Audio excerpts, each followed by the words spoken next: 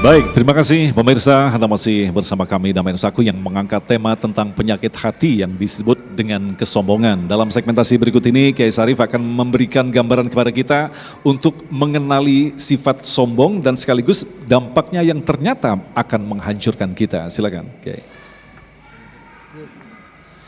Bismillahirrahmanirrahim. Assalamualaikum warahmatullahi wabarakatuh. Alhamdulillahirabbil alamin. Allahumma shalli wa sallim ala sayyidina Muhammad wa ala ali sayyidina Muhammad, amma ba'du. Jamaah sekalian berbahagia, pemirsa TV One dimanapun berada, mengawali ini saya juga ingin menyampaikan turut berduka cita karena saya kenal dekat dengan almarhum Allahyarham Kang Rashid. Semoga beliau husnul khatimah. Saya bersaksi bahwa beliau orang baik. Bahkan sebelum beliau sakit, saya sempat tampil bersama beliau. Beliau orang yang menjalankan apa yang Nabi perintahkan. Orangnya murah senyum. Senyum, kita setiap kali menatap wajahnya dihadirkan ketenangan. Saya begitu merasa kehilangan dan semoga akan Allah lahirkan kembali orang-orang seperti beliau. Dan tentunya kita sebagai keluarga besar Damai Indonesiaku TV One merasa kehilangan. Semoga yang ditinggalkan juga diberikan kesabaran. Jamaah, kita masuk ke dalam kajian yang ini penyakit tidak akan berpenghujung kecuali kehancuran. Penyakit takabur, dia pasti akan hancur. Karena takabur itu ada 3 model. Ada di dalam Al-Quran diceritakan at-takabbur 'ala Allah, sombongnya sama Allah.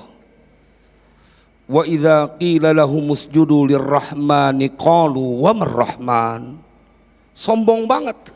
Al-Quran yang bercerita, jika dikatakan kepada mereka untuk bersujud kepada yang Maha Rahman, mereka berkata, apa tuh yang Maha Rahman? Sombong kepada Allah. At-takabbur 'ala Rasul, sombong kepada utusan-utusan Allah. In antum illa basyarum mithluna. Dan kemudian yang ketiga, at-takabbur 'alal ibad, sombong kepada hamba-hamba Allah. Dan ini yang banyak kita temukan. Semoga Allah selamatkan kita dari sifat sombong. Karena jemaah, penyakit ini tidak dirasakan oleh orang yang memilikinya. Orang yang sombong, dia tidak akan merasakan penyakit itu pada dirinya. Kata Imam Ghazali, bedanya penyakit zahir dan penyakit batin.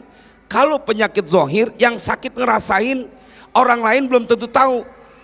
Ente sakit gigi, orang lain belum tentu tahu. Kelihatannya seger banget, diajak ketawa-tawa padahal lagi sakit gigi. Orang lain yang tahu. Nggak tahu penyakit zahir, yang punya badan tahu. Tapi kalau penyakit batin kebalikannya, yang sakit kagak tahu kalau dia berpenyakit.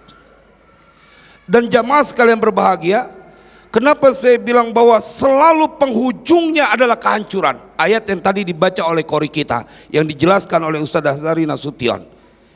Kita buka surat Al-Kahfi, Allah ceritain secara jelas. Wadrib lahum mathalar rajulaini ja'alna li ahadihima jannataini min a'nabi wa hafafnahuma binakhli wa ja'alna bainahuma zar'a. Ini kan cerita 2 orang nih. Ceritakan perumpamaan kepada mereka. Ada 2 orang yang salah satu dari mereka kami berikan 2 buah kebun. Seorang diberikan 2 buah kebun. Dari kebun anggur yang dia dikelilingi dengan pohon korma. Dan kemudian dia punya tempat dialiri oleh air. Dan kemudian ayat lanjutannya diceritakan, wa kana lahu samar, dia punya kekayaan. Jamaah, apa yang Allah ceritakan? Faqala li sahibihi wa huwa yuhawiruhu ana aktsaru minka malau wa a'azzu nafara. Jelas betul nih, ada orang yang face to face, berbeda keadaan, yang satu orang kaya, yang satu orang miskin. Dan yang sombong potensinya ada pada orang kaya. Kalau orang miskin sih kayaknya kagak sombong dah, apa yang lu mau sombongin? Kalau orang kaya masih ada yang disombongin. Orang miskin sombong kebangetan. Tapi Allah ceritakan jamaah sekalian berbahagia, dia ngomong, ana aktsaru minka mala. Aku adalah orang yang memiliki banyak apanya hartanya darimu. Dia bandingkan apa yang dia punya dengan orang lain dan kemudian dia membanggakan. Wa a'azzu nafara, banyak pengikut. Tapi lihat apa ujungnya, Allah ceritakan kehancuran, penyesalan. Maka itu secara detail kalau kita buka kitab Ihya Ulumuddin, ada 7 sebab seseorang akan menjadi sombong. Pertama, bin nasab. Karena sebab nasabnya, anak pejabat, anak raja, anak orang kaya, biasanya rada sombong. Yang kaya bapaknya, dia masih sombong, bagaimana elunya yang kaya? Itu bapaknya yang kaya. Bil jamal, karena kecantikannya, ketampanannya. Kalau orang ganteng, orang cantik, ada potensi dia sombong. Kalau yang pas-pasan menerima aja dah. Apa yang mau disombongin juga. Tapi kata Imam Ghazali ini berpotensi. Dan obatnya adalah engkau harus sadar dari mana engkau diciptakan. Jemaah, ada juga kata Imam Ghazali, bikasratil mal, karena banyaknya harta yang dia punya. Kalau kita ketemu ada orang yang kaya, kemudian dia sombong, kita kudu kesian, ente kayaknya seberapa sih? Kalau kata orang Betawi ukuran kaya 7 turunan hartanya baru habis. Begitu kita ketemu nih orang sedih aja. Lu ngapa sedih? Saya keturunan ke-8 Ustad. Udah habis. Udah habis.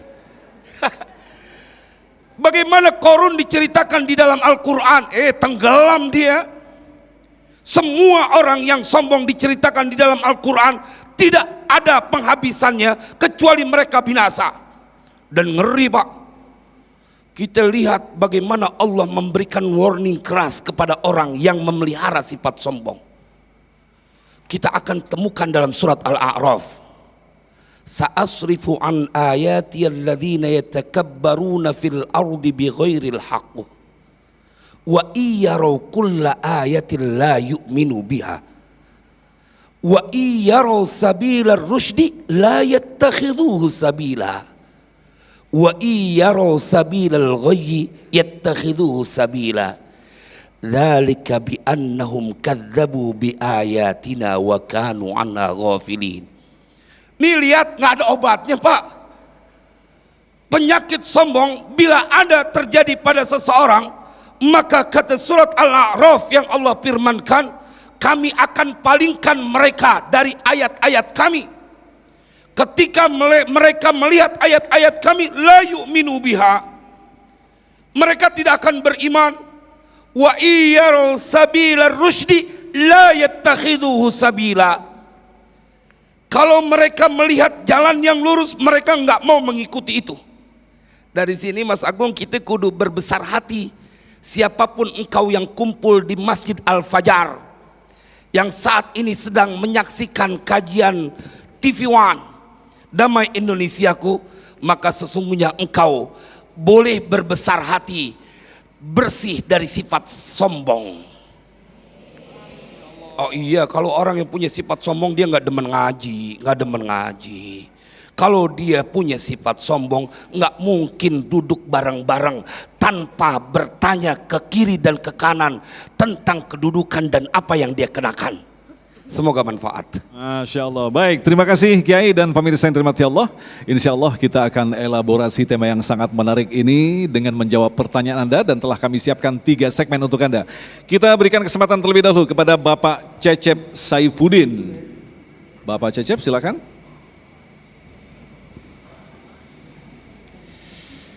Bismillahirrahmanirrahim. Assalamualaikum warahmatullahi wabarakatuh. Mohon izin Kiai, para ustadz, bahwa kesombongan adalah awal dari kehancuran. Maka pertanyaan yang saya sampaikan adalah singkat. Bagaimana caranya kita menghilangkan kesombongan yang ada di dalam hati kita supaya kita merdeka dari kesombongan. Masya Allah. Syukron, jazakumullah khairan katsira. Assalamualaikum warahmatullahi wabarakatuh. Waalaikumsalam warahmatullahi wabarakatuh. Sebuah pertanyaan yang menarik sekali. Insya Allah kita akan jawab selepas pesan-pesan berikut ini. Tetaplah bersama kami Damai Nusaku yang dipersembahkan oleh Sarung Wadimor, tentu sarung kita.